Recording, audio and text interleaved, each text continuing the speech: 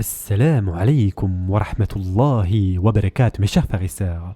Nous nous étions arrêtés au verset 87 de la sourate Yusuf, dans lequel Allah subhanahu wa ta'ala a dit « Ô mes fils, partez et enquérez-vous de Yusuf et de son frère, et ne désespérez pas de la miséricorde d'Allah. Ce sont seulement les gens mécréants qui désespèrent de la miséricorde d'Allah. » Sourate Yusuf, verset 87.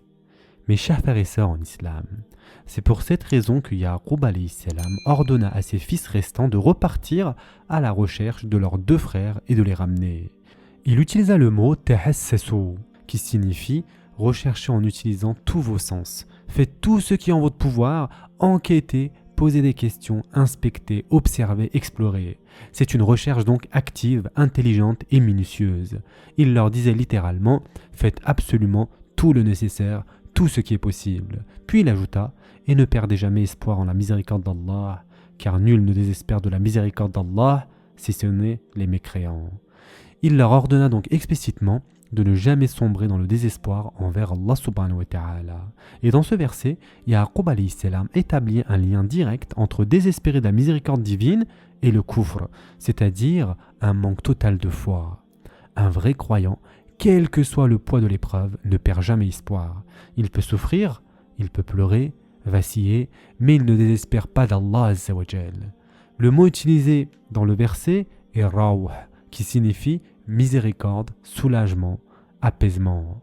Il provient de la même racine que ruh, c'est-à-dire l'âme.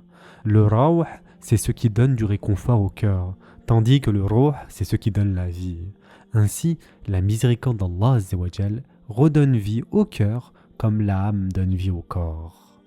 Nous arrivons donc à la 10e partie, là où Yusuf alayhi salam révèle son identité.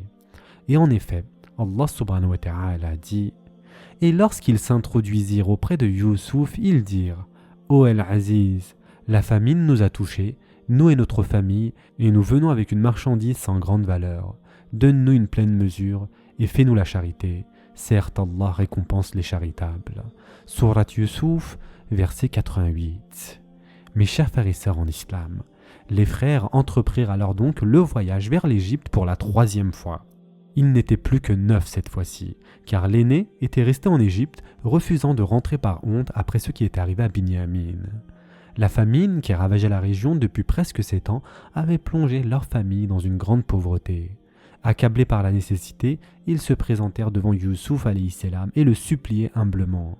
Allah Azza wa Jal dit, ils supplièrent « Ô ministre, ô El-Aziz, nous et notre famille avons été touchés par l'épreuve. » Le terme utilisé ici, « massana », signifiait que la misère les avait atteints, les avait effleurés douloureusement au point de bouleverser leur vie économique.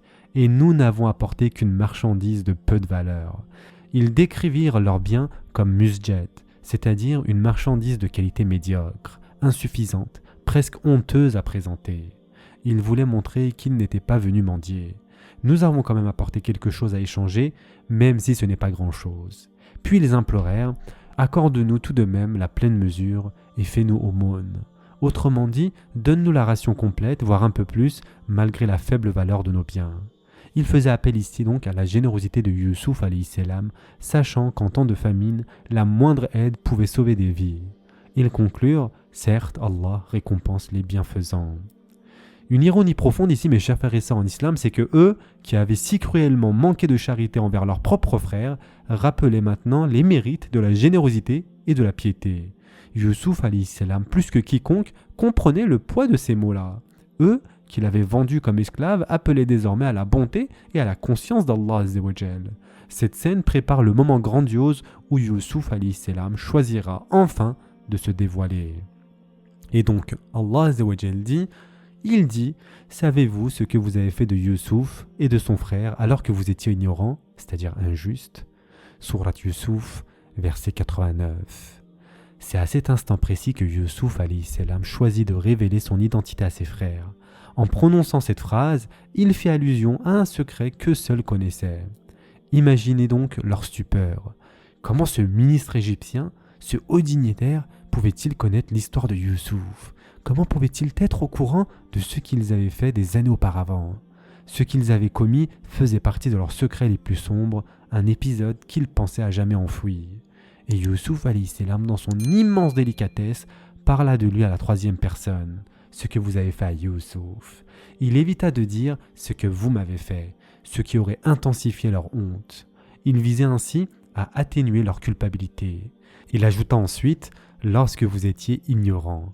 Par cette expression, il leur offrait une porte de sortie honorable. Il reconnaissait implicitement qu'ils avaient agi dans l'ignorance, dans l'impulsivité de la jeunesse, sans pleine conscience. Malgré son pouvoir et malgré toutes les raisons qu'il avait de les blâmer, Youssouf alayhi salam ne les accusa pas, ne les humilia pas et ne les exposa pas. C'était là une illustration parfaite de son caractère noble, empreint de grâce, de miséricorde et de maîtrise de soi. La question que l'on pourrait se poser, c'est pourquoi Youssouf alayhi salam révèle-t-il son identité maintenant, à ce moment précis? Pourquoi ne pas s'être dévoilé plus tôt? Les savants ici mentionnent deux possibilités, mes chers frères et sœurs. La première possibilité, c'est que Allah Azza wa Jal lui ordonna de le faire à cet instant-là. Les prophètes, comme vous le savez, n'agissent pas selon leurs émotions ou leurs envies personnelles. Ils attendent l'ordre divin. De même que le prophète Mohammed sallallahu alayhi wa sallam n'émigra à Médine que lorsqu'Allah Azza wa Jal le lui permit, Youssouf alayhi salam aurait attendu donc le commandement d'Allah Azza wa Jal pour se dévoiler. La deuxième possibilité, c'est un contexte politique désormais favorable. Certains anciens ouvrages de tafsir rapportent qu'au moment où Youssouf alayhi salam accéda au pouvoir, le roi en place était âgé et dirigeait fermement son royaume. Mais quelques années plus tard, cet ancien roi mourut et fut remplacé par son jeune fils. En raison de la jeunesse et de l'inexpérience du nouveau souverain, le pouvoir réel passa aux ministres les plus chevronnés. Youssouf alayhi salam, grâce à son ancienneté et sa compétence, occupait désormais une place prépondérante. Il avait donc la liberté de prendre des décisions majeures sans passer par l'autorité directe du roi. La version rapportée dans l'Ancien Testament, c'est-à-dire dans le Tawrat, va dans ce sens. À ce stade de l'histoire, Youssouf alayhi salam avait suffisamment d'influence pour dire au roi « Je veux faire venir ma famille en Égypte ». Ainsi, le moment était politiquement idéal pour révéler la vérité et pour faire venir ses proches en sécurité, loin de la famine. Passons au verset suivant. Ils dirent « Est-ce que tu es ? Certes, tu es Youssouf. » Il dit « Je suis Youssouf, et voici mon frère. » Certes, Allah nous a favorisés. Quiconque craint et patiente, et très certainement Allah ne fait pas perdre la récompense des bienfaisants. Sourate Youssouf, verset 90. Mes chers frères et sœurs en islam, les frères étaient abasourdis, pétrifiés. Ce verset en arabe exprime un niveau d'étonnement profond qui ne peut être pleinement rendu en français. C'est comme s'il disait « Est-ce vraiment toi, Youssouf, le véritable authentique ?» Une triple insistance, une forme d'incrédulité mêlée d'effroi. Ils savaient que c'était lui, mais leur esprit refusait encore d'y croire. « Je suis Youssouf, et voici mon frère Binyamin. » Youssouf alayhi salam fit venir Binyamin dans la salle et annonça calmement son identité. Puis immédiatement il déclara « Allah nous a réellement comblés de sa grâce » ou « Allah nous a favorisés ». Il ne se vanta pas, ne rappela pas ses accomplissements, ne les accabla pas de leur passé. Il attribua tous les bienfaits à Allah Azza wa Jal, sa libération, sa position élevée, sa réunion avec son frère, sa dignité restaurée. Le mot « manna » en arabe signifie un don pur, un cadeau gratuit, immérité, une grâce qu'Allah Azza wa Jal accorde par pure générosité. Youssouf alayhi salam disait en substance « Rien de cela ne vient de ma force ou de mon mérite. Ce n'est pas pour vous montrer que je suis devenu puissant, c'est Allah Azza wa Jal qui a tout donné. » Et ensuite Youssouf alayhi salam poursuit « Quiconque est pieux et patient, Allah ne lui fait jamais perdre sa récompense. » Regardez ici sa délicatesse. Il ne dit pas « J'ai été patient et pieux et Allah Azza wa Jal m'a récompensé ». Il parle de manière générale « Quiconque » pour ne pas se mettre en avant. Encore une fois, mes chers frères et sœurs en islam, on voit ici une humilité parfaite, un raffinement spirituel exemplaire. La combinaison de taqwa et de sabr, c'est-à-dire de piété et de patience, est le pilier de toute l'histoire de Youssouf alayhi salam. C'est la patience qui lui permit de rester ferme dans le puits, de supporter la vie de servitude, de résister à la tentation, de rester digne en prison. Et c'est la taqwa qui le protégea du péché et maintint sa foi intacte. Le résumé de toute la sourate Youssouf pourrait être « Celui qui fait preuve de piété et de patience sera récompensé par Allah subhanahu wa ta'ala ». Et ceci, mes chers frères et sœurs en islam, est une leçon très importante, une leçon destinée aussi à ses frères. Le message de Youssouf alayhi salam s'adressait donc autant à nous qu'à eux.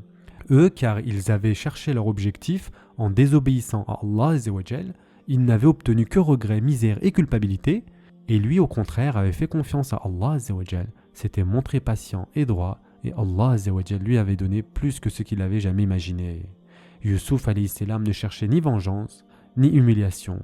Il voulait réformer, guérir les cœurs, rapprocher ses frères d'Allah subhanahu wa ta'ala. C'est là l'attitude des croyants sincères, la réconciliation avant la revanche, la guidance avant la rancœur. Ce sera tout pour aujourd'hui. En attendant, prenez soin de vous mes chers frères et sœurs, et à très prochainement, Inch'Allah.